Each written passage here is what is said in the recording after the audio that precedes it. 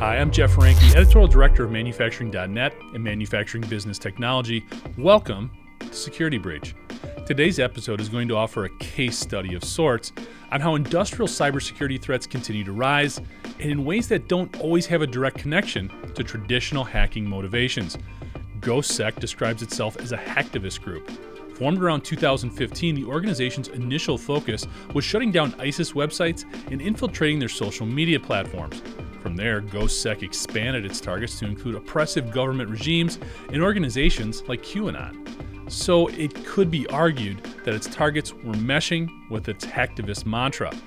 Recently, the organization has been linked to politically motivated attacks involving PLCs and other industrial controls in Israel, Iran, and Russia, all of which have focused on vulnerabilities found within industrial equipment controls. While supporting Ukraine's efforts against an invasion, as well as personal expressions of freedom in Iran are universally embraced, other attacks are raising questions.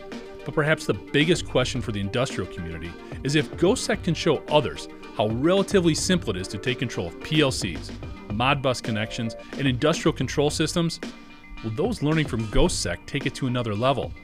GhostSec has been comparatively benevolent compared to others. No ransomware demands and no malware incursions. However, their capabilities raise questions that should be keeping more industrial stakeholders up at night. Namely, what's the next type of attack and where is it coming from? So it's not about GhostSec being directly responsible for an attack on your facility, but what will the light they're shining on their tactics mean when others do look to probe your system security levels? Joining us to discuss this situation is Matan Dobrushin, VP of Research at OTORIO. Based in Israel, the company is a leader in industrial cybersecurity solutions and services. Matan, thanks so much for joining us today. Really appreciate it. Before we get going, you have kind of an interesting background. You actually spent some time with the Matzah unit as part of Israel's Department of Defense. I know you can only speak at sort of a high level in terms of what you did there, but maybe you could fill us in a little bit on what that unit was about and some of your responsibilities. Sure, Jeff. Thank you. So I really cannot speak too much about my service in Matzah, but Matzah is responsible for all the defense in cybersecurity for all the Ministry of Defense of Israel. My role there was security researcher, and then I was a team leader responsible for threat hunting and incident response operations. That's it. I see. No problem. All right. Excellent. So one of the reasons we wanted to get together, Matan, is to talk about GhostSec and some of their recent activities. They position themselves as more of a hacktivist, but some of the things they've been up to lately are raising some bigger questions. How do you guys look at GhostSec and what they've been doing? How would you sort of phrase them or position them? Yeah, sure. So first of all, let's clarify that the original GhostSec, like the GhostSecurity team, is a different group. They have the same name, so it's kind of misleading. But the original group was organized to attack ICS. Yeah. This GhostSec is broader than it. They actually changed a few targets over the last few months. So last month it was Israel. As part of their pro-Palestinian, we tried to, attack the Zionists and so on. This month it is the Iranian government and different entities that are connected to the Iranian government. And we think that their main motivation is really to gain fame, and they just use ICS systems more and more because it serves their goal perfectly. They didn't have originally ICS capabilities, and nowadays they are getting better at it.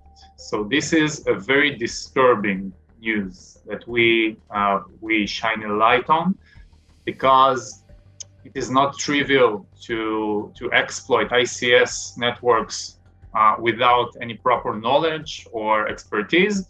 And the fact that they are actually figuring it out in a very short period of time is a disturbing news. Absolutely. I'm glad you kind of transitioned there, because that is the main focal point here and how they've been getting at these industrial control systems. When we look at things from the industrial perspective then, in our audience in manufacturing, What's creating some of these soft spots? Why are these vulnerabilities kind of comparatively very simple for them to probe and exploit?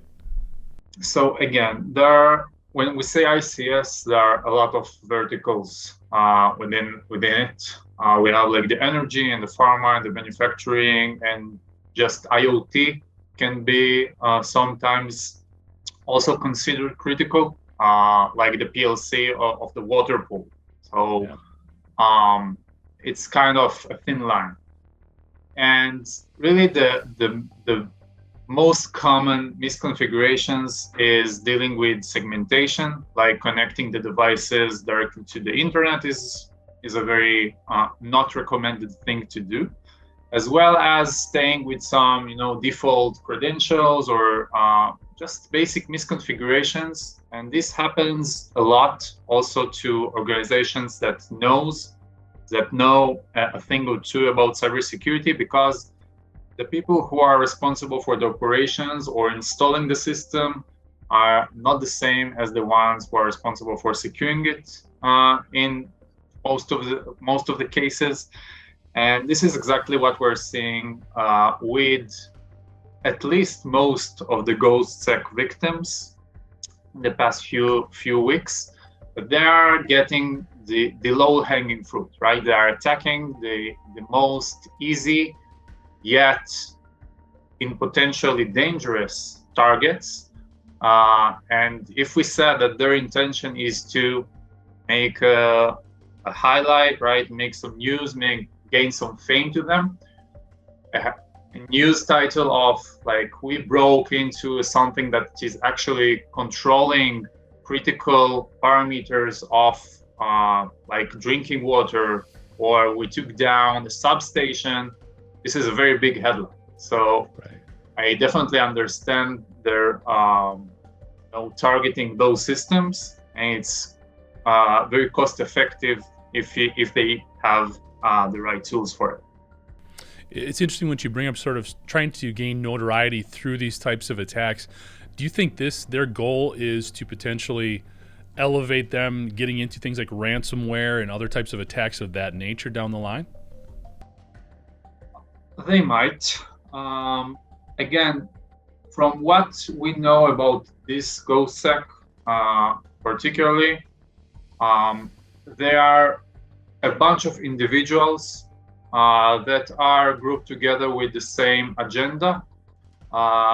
If you saw their Twitter or Telegram, they like to curse a lot. They like to, put some scary skulls and saying that we are anonymous and we are, protecting the weak. So we really don't think that they make a business out of it, not like hacking groups, and they just try to, as I said before, gain prestige, gain fame to their activities. Do you think there's some dangers in terms of copycats out there, though, that are going to see what GhostSec has been doing and say, well, it looks relatively simple, we can do the same thing, and maybe with more nefarious intentions in mind? Yeah, that's exactly the point, and exactly the disturbing. We don't want to do any FUD and say that more to come. Right. But the fact that I think they are one of the first to actually use a lot of the open source tools that are available for ICS communication, and they just use them. And it definitely can, turn on the light to a lot of different similar hacking groups. And I hope I'm wrong. Yeah. It's definitely something for the industrial sector to keep an eye on from other folks taking these types of tactics. So we've talked about some of the challenges that are out there. Matan, maybe you can tell us a little bit more about the work that OTORIO does and some of the things that you're helping manufacturers keep the industrial sector a little bit more secure. Yeah.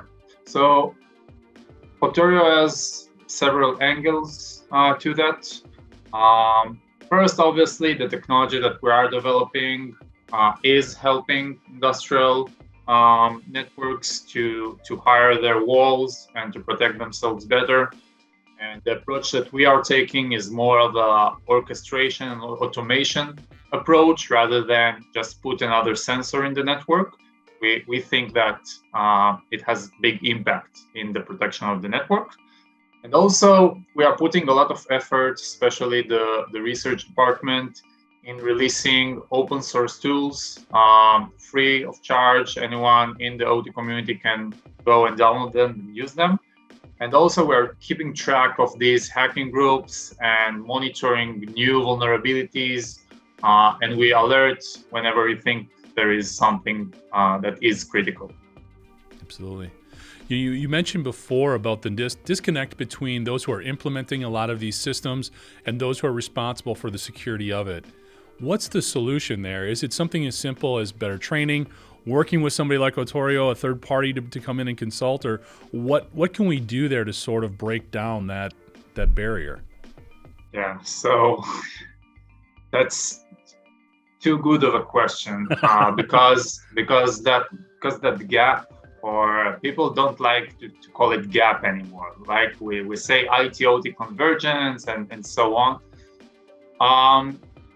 Definitely, the answer is that they will have the same language as a starter because they do speak in two very different ones, right? One, think of safety and for the process to keep going, and one is talking about ransomware and confidential data and so on. So what our system and our services, as well as other products in the world, are trying to do is bridging the two stakeholders to use the same system or the same language. And it has a lot of implications, like we are integrating with IT systems and systems that the OT uses. And together we try to build an ecosystem that the loop can be closed, right? And not just alerting on someone that he doesn't have all the resources to close. Like segmentation needs an approval of several stakeholders in the way, the network, the OT, the plant manager, and we try to make it easier. Absolutely. One of the things right away when you talked about GhostSec or anybody else sort of elevating their game, it made me go to ransomware because that's such a huge issue here in the U.S. for manufacturing. Colonial Pipeline got a lot of attention, JBS has, and there's been several others. What advice do you give folks when it comes to responding to ransomware attacks in terms of just being more secure, but then also potentially having to pay up and deal with that ransom itself? What's your take on just sort of addressing those situations? Yeah, so first, even though the ransomware is a bad thing, it's great that the market now has a very clear goal, like I need to be protected from ransomware, which already brings them to a level of security which is not bad at all, because ransomware groups today, they have a lot of resources and advanced techniques. Regarding the payment, and really each ransomware incident that we deal with our customers is really different from one another. I will say that if the organization has good, like solid backups that he can restore relatively easy, and he is willing to use that money in order to protect himself better, so he could defend from the next ransomware attack. So I'd say maybe he shouldn't pay. Okay, maybe he should restore the network and use that money in order to implement more security measures.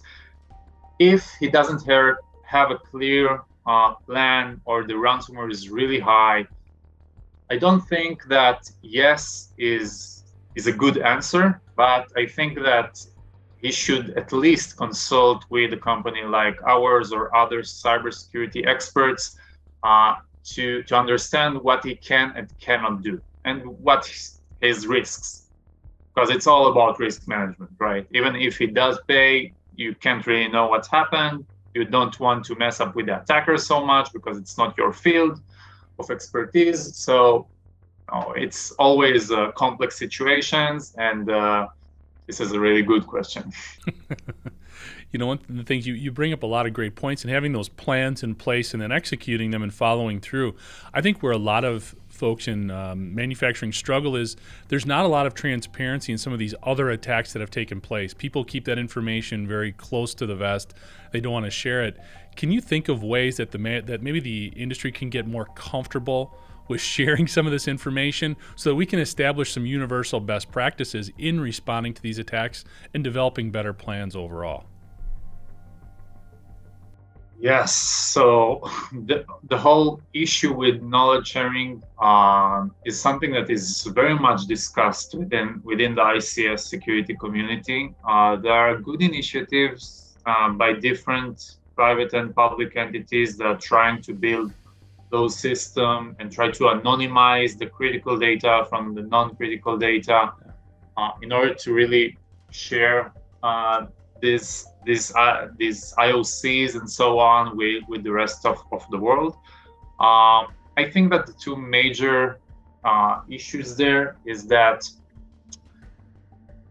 you really don't see too much of advanced persistent threats like APT attacks, that their IOCs are really meaningful, impactful on a lot of organizations. Because we don't have enough security mechanisms in place, maybe we don't have too good of an incident response team, I don't know. But we don't hear a lot about those stories, even anonymized. And when we stay in the shallow, some organization got hacked by a group that we already know, the real impact of sharing the IOCs is not so good. Okay, so to know that a nearby organization in the same vertical like you has an incident right now, yes, this is definitely an intel that you want to know. Okay, and I hope that they are sharing it even without fancy systems that everyone upload their data in real time. I will say that there are verticals that are already doing it. Say a positive word about the Ministry of Energy in Israel, for example. They are monitoring all of the energy utilities in Israel constantly with anonymized data. So this is a good example. And I think that it will only work if it comes from top down. If the Ministry of some vertical says, let's go, everyone sends data, game's over. Makes sense. Matan, we've talked a little bit about GhostSec within the course of this interview. Is there anybody else out there, any other organizations that you're keeping a close eye on? Here in the U.S., REvil has definitely popped up. DarkSide has definitely popped up. We're seeing the one from China as well, Panda, Wicked Panda, I think is their name. Those are sort of at the top of the list. Is there anybody else you're keeping an eye on specifically? So, yes. I will say that as soon as we finish an incident or monitoring a new group that is not published yet, we take all what we can.